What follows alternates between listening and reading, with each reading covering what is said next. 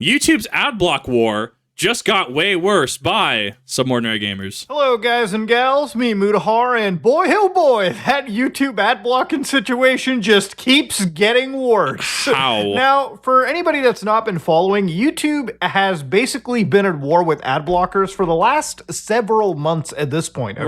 Right. It is basically a war between Google and every ad blocking agency, ad blocking web browser out there to try and make sure that you, the viewer, view ads, okay? Or you buy YouTube Premium. So I do buy YouTube Premium. I 100% do subscribe to it because, for me, as far as I'm aware, it is a tax write-off as it does help me do my job. Yes, I get antsy and I get a little frustrated whenever they raise the price arbitrarily. And I think I'd be less, more accepting of ads. I'd be less aggravated at ads if they actually advertised me things that mattered to me. I don't need to see the 600th Walmart ad, because I'll go to Walmart anyways, right? They're one of the only places where I live that'll sell stuff like, for Yu-Gi-Oh, right? I don't need a 700th Amazon ad. I just don't. So when it feels like, oh, here, have an ad, consumer, come on, you got tailor it. You have all this money. Does not like advertisements being blocked, okay? To the point where, ladies and gentlemen, if you, again, look through YouTube's actual terms of services, they will tell you, when you block YouTube ads, you violate the terms of service. If you use ad blocks, we ask you to allow ads on YouTube or sign up for YouTube Premium. I will interject here. I think that YouTube, if they want this to be the case, they need to take care of fraudulent and scam ads, right? As somebody that worked in finance, as somebody that has seen the back end of fraud, I wasn't on a fraud team, but I worked in tandem with a fraud team and got to see some situations and also had people talk to me about situations. I don't take kindly to Zelle scams. I don't take kindly to ACH scams. I don't take kindly to external transfer scams. I don't like these scams. The people that commit these, the scum of the earth, right? I don't have respect for these people. Now, when I get reports and I get people telling me that YouTube has ads where, oh, Mr. Beast will tell you how to do this and you sign up here, and it's not a legitimate ad, right? I don't think that's fair. Now, as far as I'm aware from a legal standpoint, I can't condone or say you should use Adblock, right? I don't know where the legality on that is, and I'm trying to be very compliant with YouTube. What I can say is I do take issue with this stance as a company when you refuse to take care of issues and problematic ads, right? Political ads, whatever, dude. It's YouTube. They're going to pay for it. What I'm specifically talking about is not controversial ads, but ads that their whole purpose is to be a scam, to get you to click on a link, to go somewhere, to either give up your data, to give up information, to scam you, to phish you, etc., right? That's what I'm specifically going on about. Now you might be like, Muta, you've made this video a couple times in the past. What actually changes things today? Well, actually, today I saw something from a actual extension that some would be surprised that I would actually talk about. I feel like a lot of people are surprised when I speak in favor of people and I'm sympathetic towards individuals using Adblock. I want to start off by saying that I don't care if you use Adblock to watch my content or you use extensions like Sponsor Block or anything of that nature, okay? One of the things you may notice on my videos is even when there is a sponsored read, which is maybe 2-3 times a month, right? You'll notice that it's always at the very beginning of the video. And the reason why I always make sure any of that is in the beginning of the video is that if somebody does want to skip over things, they can. I respect it. And especially advertisers will pay, like sponsors, will pay like more money, from my understanding and my research and my experience, that if you put your ad read like 3-4 minutes into the video, so like, somebody's just la-di-da-di-da watching a video, and then all of a sudden it's like, that makes sense. Hey boys, you want to buy my product? You want to buy something? So the way I see that working is because you already have the hook, right? We've talked about in the past 60 seconds. I have 60 seconds to capture attention. Mutahar has 60 seconds to capture attention, 30 in some cases, I'm sure. And I'm sure someone with more knowledge of the YouTube metrics, YouTube algorithm and stuff, they could chime in as well on this. And I do encourage that, encourage discussion on this. A informed consumer, an informed, end person, I feel just is better for everybody, right? So the reason why they want to do it is that you're already engaged on the video. Versus, say, if I opened up this video, right, and said I was hypothetically sponsored by Halo, right, hypothetically, and it's just like, oh, I opened up this video is sponsored by X, right? And Versus if I opened up a video and I opened it strongly, and then 3 minutes into the video while you're hooked, I suddenly just segue, and it's like, oh yeah, this video, by the way, is brought to you by X, right? I see why they would do it, and I could see why they would pay top dollar for it. And I really respect Mutahar for doing this, right? For putting at the beginning, where if you're going to skip around, right? Hey, it's right there at the beginning of the video. It's kind of like what I do. Like I'm late to a lot of things, right? I'm 4 days late, right? I give a video 4 days in the algorithm before I even, before I post the reaction. Sure, I'll react to it live on Twitch like the day of, potentially, but I give it 4 days, and I lose out on metrics, I lose out on revenue, I lose out on things, because for me, ethically, that's what I like to do. Mutahar here is just like, this is the way he prefers to do things, and I have respect for creators that do that. Now, in my situation, that is also with the caveat and the understanding that if somebody does not want me reacting to their content, even if I'm being as transformative as possible, all they have to do is reach out to me via business email, say, hey, see what you're doing, can you not do it? Cool. Awesome. Would you like me to post about this, making sure other people know, right? And that's how I resolve that as an adult. So I like this. I like that he explains this. And then the whole flow of the video stops right there. You have to watch the ad because people just kind of get like assaulted by it. And then the video resumes, or people are just finagling around. It's like watching a Nostalgia Critic video, and then like minute 10, the ad starts, and Doug isn't done yapping until 15 minutes later, okay? Right. You're kind of watching the ad all the way through. And obviously, some sponsors prefer that. We have outright told sponsors, we don't care how much you give us or what your terms are, it's either in the beginning and that's it. And that allows you, the viewer, to effectively skip over the video and actually watch the chunk of the video right here. Okay, that I think is a very fair compromise, right? I think it's fair. It's because of this that there are tools such as Sponsor Block that basically are community tools that, again, are downloaded by millions of users, it seems, at least 1 million off of the actual Chrome Web Store, by the way. I just want to reiterate, YouTube is against ad blocks and all of this kind of stuff. I don't know if they're so much against Sponsor Block. It's not expressly written, because this has more to do with the baked-in sponsors versus YouTube's actual ad network. They're distributing it on their own fucking domains, okay? So I think that's the part that confuses me. Like, you can have it via the Google Play Store, right? Stuff like that. But YouTube under Google, maybe it's because YouTube being a subsidiary of Google has some independent power, some independent leeway. And even then, is it YouTube/Google at fault here, or is it advertising agencies at fault, right? I think that's the question that this becomes. Is it an advertiser issue, or is it a YouTube issue, or is it a YouTube issue that is spurred on by advertiser pressures? I think that these all can be looked at pretty uniquely. Wild signals, too.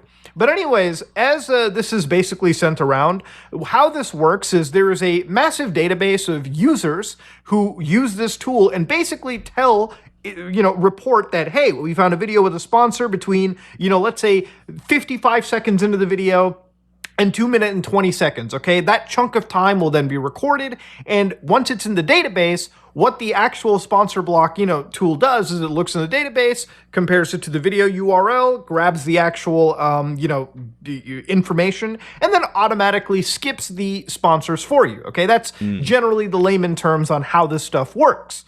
Now, why this is important is that the guys behind Sponsor Block, the individual rather, because it's not really the biggest project in the world too, writes, YouTube is currently experimenting with server-side ad injections. This means the ad is being added directly into the video stream. And that breaks Sponsor Block because all timestamps are effectively offset by the ad times. Meaning that for this, at least, group right here, what'll happen is if the video is like 11 minutes long, but YouTube, injects an ad that's 45 seconds, well, now you've got 45 seconds of time stamping that's, basically ruining the flow. It kills the database that they are using. Now, maybe YouTube will dynamically fix up timestamps that are reported here and just adjust on the fly, because they'll know exactly how much they can screw up the timestamp, because every single one will be different, right? Sometimes it can be 2 minutes, sometimes it can be 30 seconds, 45, 1 minute, whatever. But that is yet to be understood, and it honestly is yet to see if this will even actually make it all the way to YouTube. A lot of these experiments are experiments, and if YouTube finds that maybe the backlash is too much, or maybe it just actually breaks a lot more things than fixes, then maybe they'll go back to the drawing board. What'll happen is instead of sending the ad out to the client, right, which is, from my understanding, how YouTube and plenty of places do it, is you'll typically receive an ad. Your ad blocker, if you have it installed, will jump in the middle and be like, no, no, no, no, no, no, no, no, no. You don't play the ad here. And then the ad gets rejected and the video actually plays as, you would want it to. Adblock is so disabled. The way that server-side ad stitching works is behind the video, before you even get the stream, YouTube or Google will modify the stream they send out to you and automatically stitch in the ad. So someone in chat is saying that this is more what Twitch does, where it's part of the player instead of over the player, which is interesting that they're doing it this way. But I mean, at the end of the day, right, it is impacting the end user experience. And it's a weird concept because you start getting into YouTube is a free platform, right? And you have ads and stuff like that. And then you get into it is a paid platform, but are you getting enough for the the paid benefits? And do you think the price is fair for the paid benefits? Like for me, when I react to someone, as far as I'm aware, my YouTube Premium is a portion of that goes to whoever I watch, right? As far as I'm aware, it in some way incentivizes them or monetarily rewards them. But as far as I'm aware, it's a very minuscule amount. It's like I'm helping, that kind of thing. So this is clearly a big enough issue that YouTube is changing up the way they're delivering the stream to you, which, when are they going to stop? And also, is this going to run afoul of any sort of regulatory body, right? Like, I don't know what the current situation is in regards to the YouTube situation in the EU, right? But wasn't there a situation where it was breaking, like, EU privacy laws? Look, when I tested games, we had an entire, like, training module based on from the company I worked for, based on there are certain EU privacy laws and stuff that you can't deal with, or like you have to be aware of, and there's certain things that you can and cannot do when it comes to the EU, right? So I look at this and I'm like, when are they going to push too far?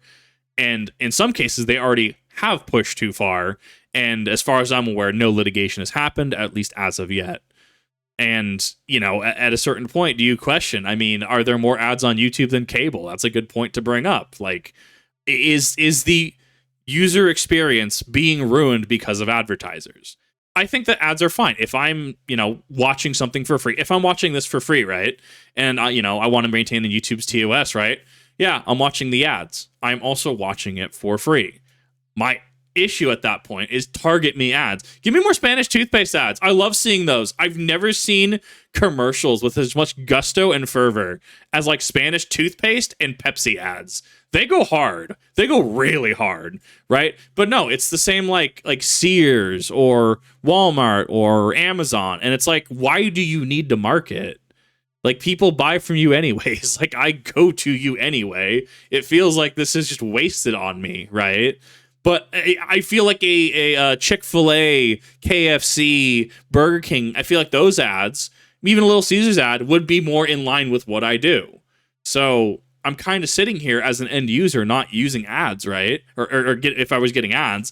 And is it enjoyable? Is it not? And that's also on the advertising companies. Don't make ads that are trash, right? That's on you to make a compelling ad. You're trying to sell me a product. JonTron, right? Come on, baby. Sell me some product, right? If you fail to capture my attention, if you fail to sell me a product, if you interrupt with a subpar ad, it's going to make me not want to go with you. But then again, they also have multi-billions and trillions of dollars, and I don't. So, I mean, maybe I'm striking a chord with people, maybe I'm not. Making most of the ad blockers that you and I use, all right, on the internet in general, effectively wasteful for YouTube, right? It'll make it difficult. Now, again, ad blocking is like the arms race, okay? It'll just keep going until the fucking internet dies, okay? You will constantly have this war brew out. This is no winning. What is a seriously more pressing concern is this right here. So if you're actually looking at a screenshot from somebody on the Android operating system, they open up a browser in incognito, it seems, and they go to this one video, and it says sign in to confirm that you're not a bot, which makes it so that, if people are using YouTube downloader tools or really anything that isn't directly a YouTube client, and the sign in part makes me a little worried here too, because if YouTube now is going to at some point require people to log in, that could severely diminish the amount of users that are on a website. For instance, I don't use YouTube logged in Some of you may do it, but I would wager that a grand majority of the people that watch videos on YouTube just go to youtube.com, search for their favorite channel and watch. That's something that I know I do, and I've seen other people do. So this is something that I feel could absolutely cause more harm to the website than even just the Adblock war. Yeah. But to go into the Adblock understanding, this is a post, again, by the people behind the, sponsor block, the individual behind it, Ajay. So he even mentions, right, most online video streaming is done through a playlist of video chunks. And those chunks are separately encoded video, so you can easily swap them out. Right. Now, an ad blocker could ignore specific chunks if they know which chunks those are. The keyword is if. And I'm sure YouTube is going to find ways to obviously obfuscate this information to make it very difficult for ad blocking tools to identify. Right. They have every incentive. They have every reason to obfuscate that. They have every incentive to make it as hard as possible for ad blockers, sponsor blocks. They have every incentive and every reason to block them, to keep that information hidden. So when it comes into the end of sponsor block, obviously that specific group will not, be done. Like that tool will not be done in any capacity. Sponsor block could find the data that YouTube is also implementing to figure out how long a ad, even if it's baked in from the server side, is. It just might be kind of hard as they describe it. So of course, the other situation over here too is, will it be the end of general ad blocking? And again, the silver lining from this user is probably not. But it might make things harder. And that's obviously what YouTube wants to do. They want to make this as difficult and as annoying as they can. They want to make sure as many ad blockers are broken. So even individuals that download ad blockers and find out this still doesn't work 100% of the time, maybe they might just go to YouTube Premium even. That's YouTube's best, most hopeful want. But it could end up driving people away from the website if they find it too annoying for them to use. If I start having to pay like $25 for YouTube Premium, I'm out, right? Like at that point, I will have to find a way to either stitch it together through ads, or there is a point where if I am paying X amount, the return on investment for me just isn't there anymore at that point. And I think that's important for people to have that breakaway, right? If you have a service that you use, if you have a subscription that you use and it exceeds X dollar amount, right? Well, at that point, you need to reevaluate your position. You need to reevaluate what's your return on investment. Are what use do you get out of this, right? As somebody who watches hours and hours and tens of and even hundreds of hours of YouTube in a month, right? Okay, YouTube Premium right now is going pretty well, right? And it's just like, fine, I'll pay what, $15 or $17, whatever it is, right? But if we start having to pay, $24, $30, $40, $50, I'm like, no, okay, like there's a point where that's asinine. And that's not reasonable to expect of customers and consumers, right? I think we can all really acknowledge this. It's like if you try to sign up for things like Netflix and they have tiered programs, or Amazon, they have tiered programs, right? And it's just like, well, do I really need this? Picking and choosing what you're going to buy, which I think is an awful state for a platform that is already hemorrhaging money to be in. So this really feels like this is more centralized from advertisers coming down on YouTube. I wonder where Google is in this, because I'm really curious what their kind of stance on that is, even though they're already submitting, already have ad blockers and stuff that you can still download from Google, like the App Store. But I don't even, and at that point, is it that they're trying to entrap people into do that, right? Are they trying to trap people in because they know where the download's going, whose account it's on, and that way they're able to find them easier? There's a number of routes that they can take with this. Things that I really, really have found out, really researching, and basically following this thing as it goes across, is it's not just YouTube that's basically doing this, okay? Right. If you look at most of the largest streaming services out there, Netflix has been increasing its, subscriptions, over the last several months. Slowly, it's basically doing the boiling frog technique where, you slowly increase it a little bit at a time. And Netflix, even when they were doing shit like you can't do password sharing, it seems like their subscribers just stick around. But other companies can't be as patient as Netflix, who used to bleed red on the accounting books for the longest time until they finally started reaching some sort of healthy cash flow. You know, when you got services like Amazon Prime that actually injects advertising into lower tiers of subscriptions, yeah, I was watching The Boys yesterday, must have seen a fuck ton of ads like I was on cable television stitched right into the actual, you know, product right there on my actual television, where I couldn't have ad block at all, and services like Pi-hole couldn't actually do anything about it. So why am I paying for a service at that point? I think it's asinine to pay for a service and still have ads thrown at you. At least that's me. I understand it's you pay for the cheaper option, so you have access to the content, so you're able to do that. You know what else you could do than watch that specifically? Do anything else with your life. Build a gunpla. Go to the range. Go hunting. Go fishing. Go out and meet some friends, right? And even then, at that point, maybe you have a friend that has Amazon, like, hey, let's go watch The Boys. Yeah, let's go watch The Boys, right? And then at that point, you're just denying revenue. But then again, that can have a negative knock-on effect where it's like, well, we're not seeing the subscribers we want. So now the premium package, which everyone wants without ads, is either going to have ads in it or it's now going to be even more expensive. So there's not really a whole win-win situation. And like, don't get me wrong, I get it. Businesses need to make money. They need to operate in the black, right? They need to be making profit. But when do you squeeze your consumer too hard? If I was to put, and let's just do it in my thing, right? If I was to put out 4 videos a day again, right? Do you think people would be tired? I mean, answer honestly. The honest answer is yes. People would be tired. That is a lot of kip in a single day, right? And I feel that it just tanks the quality at that point. I can't take the same time and effort that I do into things. So especially if you start oversaturating and you start over-demanding and you start trying to hit these metrics, arbitrary or not, you can burn out the end user. You can burn out the consumer, the person watching the content. And I think that with YouTube specifically, that's really apparent. Something like Netflix, something like Amazon Prime, something like Hulu, something like Disney Plus, right? Doesn't necessarily need that because, oh, look at the funny Grogu, look at the funny Star Wars, right? Oh, cool. Now we're gonna watch. You're gonna watch it anyways, right? Rooster Teeth, when they had their thing, and Ruby Volume 9 was going, right? Well, guess we're subbing to Rooster Teeth, and then as soon as Ruby ends, it's cool, unsub again, right? Like, there's people that are always gonna come in and out. They're gonna fluctuate in and out, rotate in and out.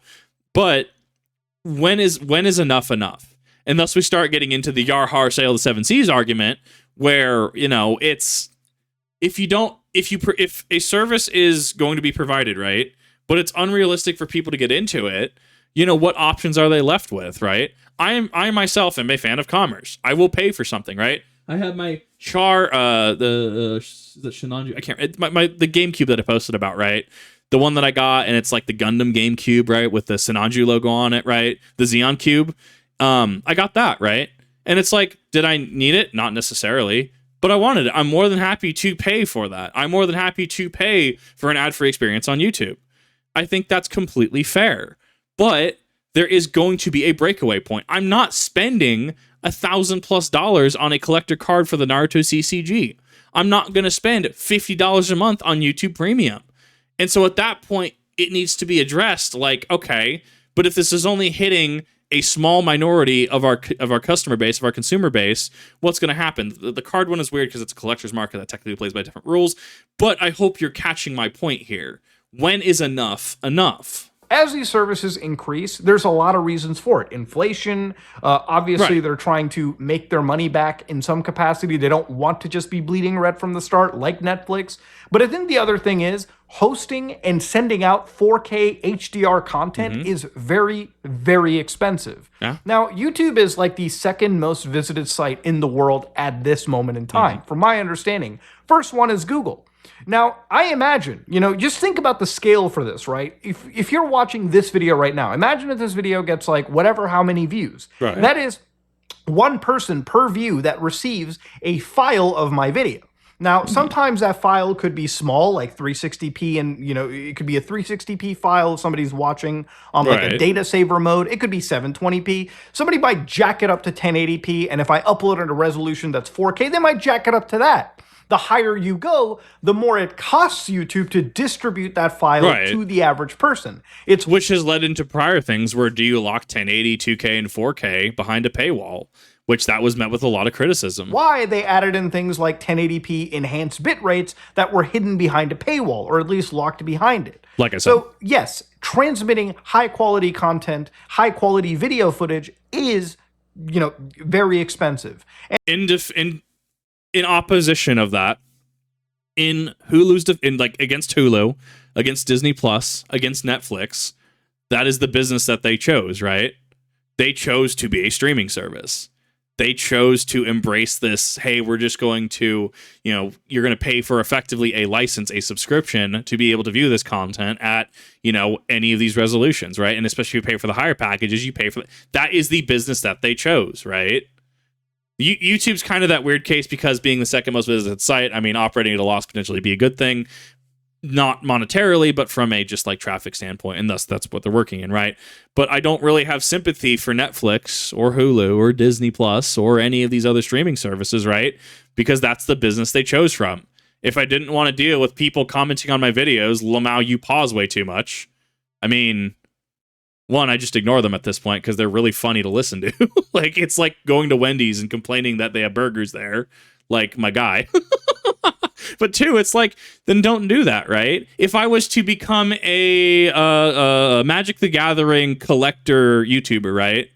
I got to get my Black Lotus. I got to get my Power 9. I got to get my Shahrazats. I got to get my stuff on the reserve. Like, that's a very expensive investment. And I chose to go into that, right? Or, I mean, let's take it off the gaming section, right? And go to firearms, right? If I want, say, like an MP40, if I want a Chiappa Rhino, if I want another Smith & Wesson 500, or I want a Ruger MP9, right? I want a Barrett 50 cal, right? In Shaytac Intervention, right? Stuff like that. It's going to be a really expensive investment, right? Especially if I'm dealing with collector firearms. I chose to do that, though. So, outside of YouTube, on the macro scale, if you're choosing to be a streaming service, you are already accepting that going in, right? You're going to do what you can to maximize profits, but you are taking that in going into that. You have chosen this course. And for YouTube to operate where it distributes its, ad earnings with the actual creators, this is a very, very special kind of system that exists only because YouTube is effectively backed by Google. Right. But the thing is, it's unique. YouTube costs a lot of money to operate year after year. Yes. And whatever you see on the books, ultimately, that's up to Google and Alphabet to really understand the true cost of something like YouTube. So yeah, it's expensive to run. And obviously, the more people that, work on this website, the more people that stream on it, the more people that upload by the hour is costing this website a metric shit ton of money to operate every single second. And I actually begin to personally suspect that the costs have become so high that, the current acting CEO, Neil, and I believe the entire YouTube team has probably deemed it very beneficial to start actually implementing and fighting ad blockers. Because I think it's gotten to a point where literally every single penny seems to count. It really feels like in the last, I want to say 2-3 years, the ad block war has kind of just went in this insane direction. Oh, it's escalated, I never saw before. YouTube was, I wouldn't say they were ever cool with ad block, but they generally never really fought it to this level before. So yeah, YouTube is injecting server-side ads, it seems, allegedly, which can really cause a lot of issues for modern-day ad blockers. But do I see ad blocking, groups and web browsers stop out of nowhere? No. I'm sure they'll find some form of solution or something out there that will at least try to circumvent a lot of this bullshit for now. But the other thing that I personally feel in this situation, I'm not going to go tell you to buy YouTube Premium. If you can't afford YouTube Premium, then, it is what it is. If you can buy YouTube Premium, then that's a choice for you to make. Me personally, I don't care if you use Adblock, Sponsor Block, or any of these tools when you're watching my videos. For a lot of creators out there, they may find this to be awesome, right? A creator will look at what YouTube is doing and say, yeah, that's more money for me. I am more concerned at this point with the experience the users have. Look, I feel blessed that you guys take the time to watch the content that I produce just in general. But that's just me, okay? That's just me right here. The thing is, if you watch the ads, it might make me more money on AdSense. I'm sure, obviously, if 0% of the world used Adblock, it would make the creators a lot more money. But ultimately, I really feel like I would lose viewership. I would lose actual people watching if YouTube makes their website annoying to use. Yes. And that's where the fine balance is, right? Like if you make... You are providing barriers to entry. You're applying barriers to your end user's experience. Nobody likes that. Can you imagine the funny quote? what was it? One of the EA. It was the EA exec that went on to Unity and ruined the Unity engine, right? For a lot of people, where we'll just pay to reload. Can you imagine if you try to reload a magazine in Call of Duty and it says pay like 50 COD points to reload, right? That kind of thing. How stupid that would be. You know what doesn't have ads? Books. You know what doesn't have ads? My holographic cover Majora's Mask on the N64. You know what doesn't have ads? Pokemon Black 2, Pokemon White 2, Pokemon Fire Red, Leaf Green, right?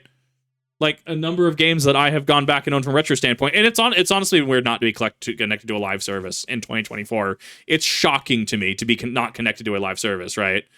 So like, yeah, just think about it that way. Anything that you're doing, imagine you're trying to, doing firearm content. Imagine you're trying to clean your rifle or your pistol, right? And you get a pop-up that just says, oh, you want to do this? Or, hey, have you considered this? And it's just like, no, go away. Like, you're making it annoying, right? Like, take it out of the YouTube sense. You just mowing your lawn. While you're mowing your lawn, you have somebody just stick a sign up right in front of your face, like in your yard, right? Excuse you, I'm moving here, right? Where, advertisers, you got billboard stuff around, right? It's okay, whatever. You can kind of ignore that. When it's being crammed into your face, we're dealing with a different issue.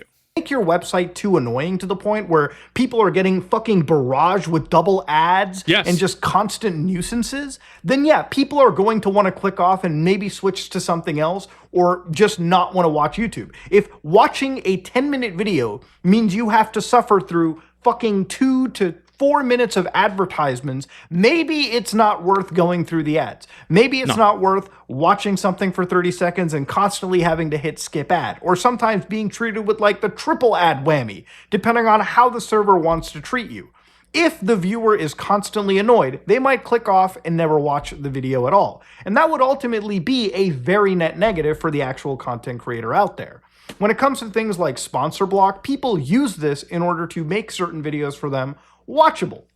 Now, maybe, there's a degree of entitlement to the viewer who thinks this should all be free. First off, it shouldn't, all right? This costs a lot of money to run. You can absolutely understand why YouTube is going out of their way to make sure people watch the ads, because ultimately that's what keeps the lights on for YouTube. It's not just server space they're paying for, it is an entire fucking corporation that they have to keep running and operating. But I think there needs to be a fine balance between watching the ads, fighting the ad blockers, or ultimately making an experience so shitty that people just decide to click off in droves. Let me know what that is in the comment section below. If you like what you saw, please like, comment, and subscribe. Just like if you dislike it, I am out. Well, and I think that was a perfect way to summarize that. I do think that was a perfect ending. So awesome on SomeOrdinaryGamers on Mudahar. If you have not checked him out, do yourself a favor. In the description down below, I do have his channel as well as this original video. Definitely recommend you go check him out. Honestly, he's right. Should it all be free? No. If YouTube made zero profit, right, or consistently operates in the red, if any business operated consistently in the red, right, or consistently made no profit, why are you doing it, right? Why? Sure, absolutely, you can do things for enjoyment, but it's, this is a business at the end of the day. Me, I'm fine paying with YouTube Premium as long as it's not astronomical, as long as it's not egregious, as we've discussed prior in this. And, it is a delicate balance. You also don't want to burn out your audience because at the end of the day, I mean, I've already seen meme videos where it's like, ad. Well, I'm just going to go read a book, right? And the person goes and reads a book in the video, and it's a haha funny meme video. But this is an important thing to not only look at from the YouTube perspective, but to look at from other streaming platforms, right? Where you have Amazon injecting videos into their paid tiers at this point, or maybe they're not offering Prime on certain things that they used to, or they're trying to change up their terms and services, right? This is an important lesson in business as well. But I digress. Let me know your thoughts in the comment section down below. Let me know if you think I'm on point. Let me know if you think I'm off point. Let me know what your thoughts on Mudahar are. Absolutely love the dude. Think he's awesome. And yeah, see you all in the next one.